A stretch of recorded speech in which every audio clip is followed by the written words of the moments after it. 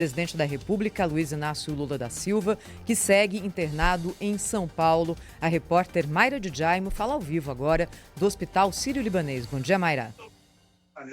Oi, Thaís. Bom dia para você, para o Cláudio, para todos que nos acompanham. Pois é, mais uma vez estou aqui em frente ao Hospital Sírio-Libanês, na região central de São Paulo, do que promete ser um dia um pouco mais tranquilo. Não há nenhum procedimento previsto para hoje e a expectativa é que o presidente Lula deixe a UTI ainda hoje. Ele vai, na prática, permanecer no mesmo quarto, no mesmo leito, mas os cuidados intensivos serão reduzidos e a internação deve continuar pelo menos até o final de semana. A previsão de alta está mantida para o início da semana que vem, segunda ou terça-feira, segundo os médicos. E ontem à noite, o hospital divulgou um novo boletim para atualizar o estado de saúde do presidente. Eles informaram que Lula passou por novos exames e ontem à noite o dreno que ele estava usando na cabeça foi retirado.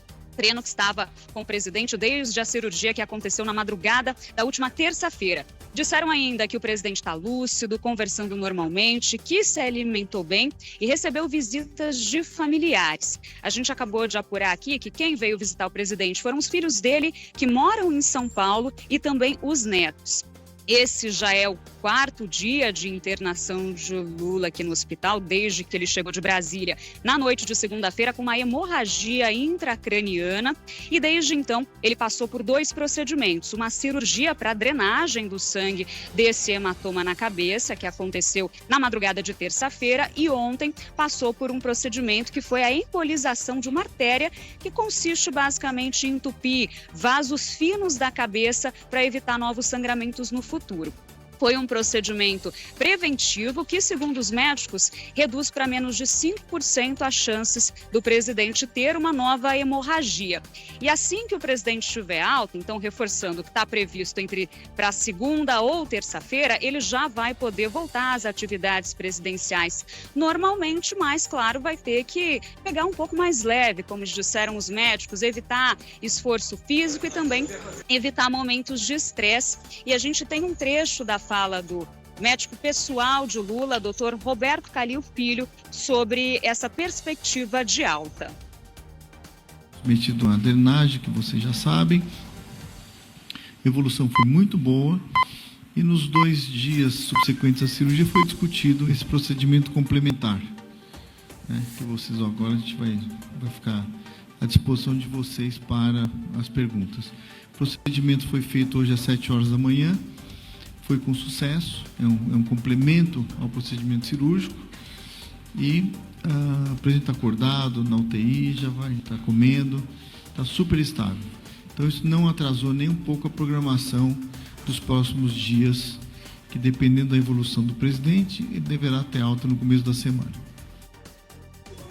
A recomendação dos médicos é que o presidente não trabalhe aqui do hospital, mas ele tem sim assinado alguns decretos e sancionado algumas leis. Por exemplo, na quarta-feira, ele assinou o decreto que cria um comitê interministerial para a transformação digital e sancionou uma lei para o mercado de carbono. Ambos foram publicados no Diário Oficial de ontem. Segundo o ministro das Relações Institucionais, Alexandre Padilha, esses temas já haviam sido discutidos na semana passada pelo presidente. Por isso, agora, na quarta-feira, foi só, de fato, a assinatura de forma digital por meio de mecanismos da Casa Civil. E ontem, Lula fez também uma videochamada com Rui Costa, que é o ministro da Casa Civil, para atualizar as pautas do Congresso. E agora a gente aguarda ainda hoje, segundo a assessoria, provavelmente de manhã, a atualização do estado de saúde com o novo boletim médico que vai ser divulgado pelo Hospital Sírio-Libanês. Thaís. Muito obrigada, repórter Mayra de Jaimo, ao vivo aqui no Jornal Gente, direto do Hospital Sírio-Libanês em São Paulo. Cláudio Humberto, você contava ontem para a gente que gerou estranheza o fato de que o presidente Lula optou por não passar o exercício da presidência para Geraldo Alckmin, mesmo estando internado em uma UTI. A assessoria do presidente tem divulgado que ele segue despachando, fazendo as coisas de leve. A questão é que qualquer paciente, independente de ser presidente, não presidente, independente da idade, que está submetido a esse tipo de trabalho intensivo, de tratamento intensivo, é claro que tem uma série de limitações pelo próprio quadro. Ontem houve a reunião do tal conselhão, né, Cláudio? E aí essa não teve jeito, foi presidida pelo vice-presidente Geraldo Alckmin. E é assim, é tipo uma concessão, né? Tanto quanto na recepção ao primeiro-ministro da Eslováquia. Vai lá que alguém precisa receber o homem, aí vai lá e manda o Alckmin. O governo, de fato, vem sendo exercido por uma espécie de junta de ministros, né? São 4 ministros, principalmente o ministro da Casa Civil, Rui Costa, também o ministro da Fazenda, em questões pertinentes à Fazenda, e nesse momento agora é um assunto presente o tempo todo, o Fernando Haddad, também o Padilha, meio acessório ali, e o ministro-chefe da AGU. Esses 4 é que têm governado o país. Aqui em Brasília, ninguém acredita que o presidente Lula tenha assinado coisa nenhuma, que ele tenha discutido qualquer medida, até porque seria uma crueldade, né? Você imagina, o presidente se submeteu a uma cirurgia no cérebro, depois a um procedimento complementar, igualmente delicado, ainda que tenha sido revestido de sucesso, de acordo com o que garantem os médicos.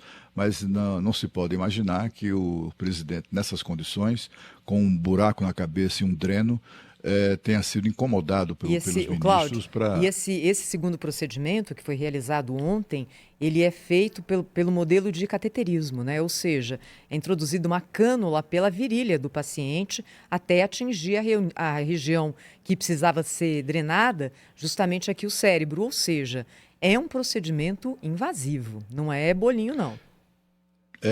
Não é qualquer coisa, né? E se trata da questão do cérebro, né? O presidente houve inclusive notícia ontem à noite de que ele passou por um estado febril, ou seja, é alguém que está em recuperação.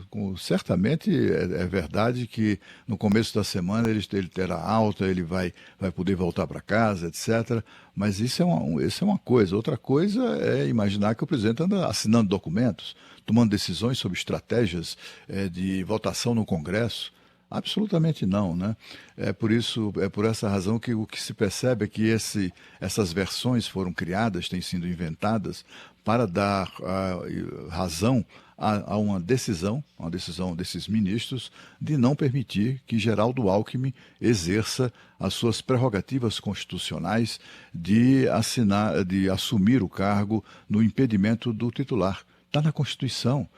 Se o titular, por alguma razão, não tem condições de assumir esse posto, o vice o faz. E ninguém pode imaginar que Geraldo Alckmin vá assumir por breves dias para desfazer o que Lula tenha feito, ou para dificultar qualquer entendimento ou negociação que tenha sido conduzida pelo presidente. Claro que não, mas isso tem muito a ver com o jeito petista de ser, né? O PT, os petistas, até toleram Geraldo Alckmin no governo, porque essa foi uma decisão do presidente e ninguém ousa no PT questionar decisões do presidente Lula. Mas ninguém o perdoa, porque ele é tucano, porque ele disse aquela frase que até hoje, aquele vídeo que até hoje viraliza, em que ele disse que o presidente Lula queria voltar ao governo para voltar à cena do crime. Eles acham aquilo imperdoável, eles não gostam do Alckmin, ainda que finjam que tem algum tipo de consideração, e foi por essa razão que não permitiram que ele tomasse posse. Um verdadeiro golpe, cá para nós, né? Mas ninguém se importou com isso, né? Você vê que o Supremo Tribunal Federal fez que não viu, né? E também as demais instituições. Bom,